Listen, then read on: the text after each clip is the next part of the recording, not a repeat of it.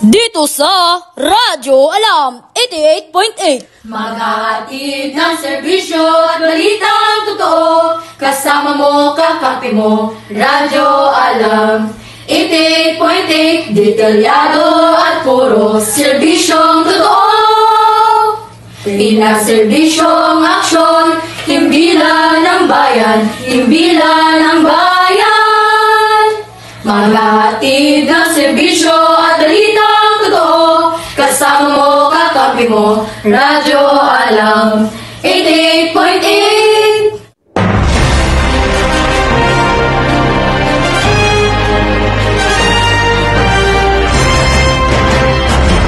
Magandang araw, Pilipinas! Magandang araw, suot ng Surigao! Hatid sa inyo ang mainit na ulan, mahigpit na pagbabantay at dalisay na katotohanan sa bawat sulok ng bansa mula sa taluyang tapat at mapagkakatiwalaang balita. Ako si Andrea Citriciana at Presley May Elmosora, dito lang sa Radyo Alam!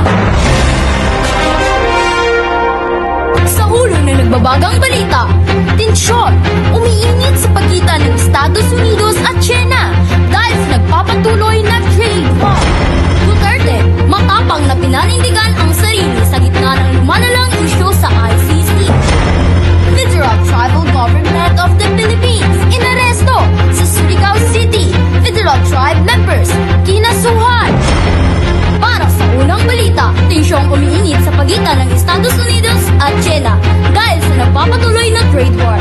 Para sa karagdagang detalye, narito si Joanna Christine P. Parada.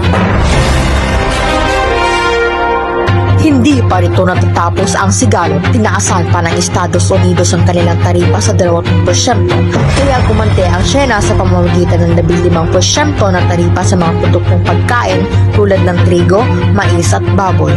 Dahil dito, nag-aalala ang mga malalaking kumpanya sa Amerika tulad ng Walmart, Target at Best Buy. Ayon sa kanila, maaaring tumaas ang presyo ng mga pangunahing bilihin kabilang ang pagkain at elektronikong produkto na siguradong makakaapekto sa mga mamimili. Samantala, ang higanteng aerospace company ng Boeing ay nakaranas ng matinding pagbagsak sa kanilang stocks, habang ang kompetensyang Airbus naman ay patuloy na umaangat. Ayon sa eksperto, isa itong indikasyon na maaaring lumipat ang tiwala ng merkado sa iba't ibang supplier sa labas ng Estados Unidos. Sa gitna ng lumalalang tensyon, nagbabala ang gobyerno ng China na hindi ito magpapadala sa presyo ng Amerika. Ayon kang Wang Ye, ministro ng ugnayang panlabas sa China, hindi maaaring asahan ng ibang bansa na pipigilan ang paglago ng China habang pinapanatili ang magandang relasyon dito. Ako si Joanna Christine P. Parada, naghahatid ng balita sa inyo. Duterte, matapang na pinanindigan ang sarili sa gitna ng lumalalang isyu sa ICC. Federal Tribal Government of the Philippines, inaresto sa Surigao City. Federal Tribe members, kinasuhan. Ang lahat ng iyan sa pagbabalik ng Radyo Alam.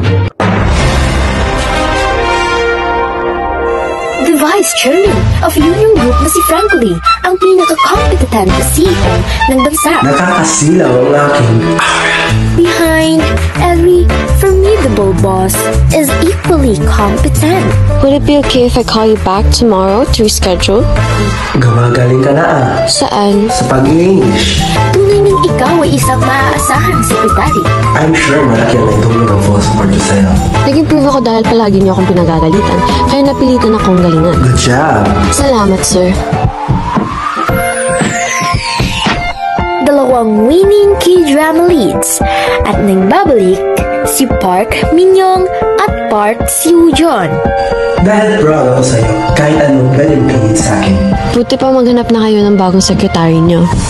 Kasi mag-resign na ako. What is wrong with Secretary Kim? Simula May 15, weekdays at 5 p.m. Pagkatapos ng Radyo Alam.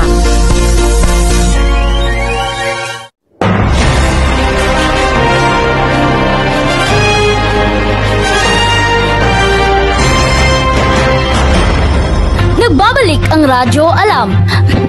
Duterte, matapang matapang na pinanindigan ang sarili sa gitna ng lumalalang isyu sa ICC. Habang nananatiling matatag si Duterte sa kanyang posisyon, naglabas naman ng mas bukas na pahayag ang administrasyon ni Pangulo Ferdinand Marcos Jr. Ayon sa Justice Department, handa sila makipag-usap sa ICC upang talakayin ang mga posibilidad ng kooperasyon. Isang malaking pagbabago mula sa matigas na pagtangi ng nakaraang administrasyon. Samantala, sa gitna ng kontrobersya, lumutang ang posibilidad na pagbabalik ni Duterte sa politika. Ayon sa mga ulat, pinag-iisipan ng muling tumakbo bilang alkalde ng Davao City. Posibleng magbunga ng isang matinding sagutan sa gitna ng kanyang pamilya. Patuloy nating babantayan ang mga kaganapang ito. Ako si Rian Angela Igalve. Federal Tribal Government of the Philippines inaresto Federal Tribe members. Kinasuhan. Narito si Miss Lovely Dano para sa iba pang detalye. 10 kaso ang isinampa laban sa mga lider at miyembro ng Federal Tribal Government of the Philippines o FTGP noong Martes, Enero 28 dahil sa kanilang illegal na mga aktibidad sa lungsod na ito.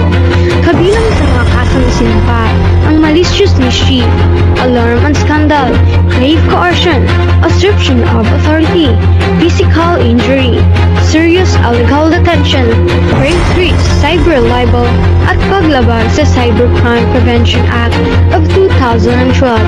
Ang mga pangunahing akusador ay sina Jorgito Corpus Santisas, Lourdes Latraca Infante, at Javi Latraca Infante. Maximum tolerance ang lokal na pulisya nang ang grupo ay nagsira ng mga negosyo at nagtatag ng checkpoint. Dagdag pa niya, mga pinsala na ang nagawa. Panahon na para harapin nila ang mga kaso. Naglabas din ang pamahalaang lungsod ng Surigao ng Notice of Violation laban sa grupo dahil sa kakulangan ng building permit at Certificate of Occupancy. Noong Martes din, inaresto ang miyembro ng grupo na si Ronald Baluca Siahay, 27, dahil sa illegal na pagdadala ng armas at pagtutol sa pag-aresto. Matapos ang pag-aresto, nagpost sina Santisas at Lourdes Latraca Infante ng mga banta ng karahasan sa Facebook. Kung hindi ito palalayain si Siahay sa loob ng 72 oras. Ayon sa mga lider ng Indigenous Filipino o IT sa Caraga at National Commission of Indigenous Peoples, hindi lehitimong IP organization ang mga FTGP o Federal Tribe. Ako si Lovely Jane na Lamdano, nag-uulat. At yun lamang po ang aming nakalap na malawakang pagpapatrol mula sa buong pwersa ng Radyo Alam. Muli,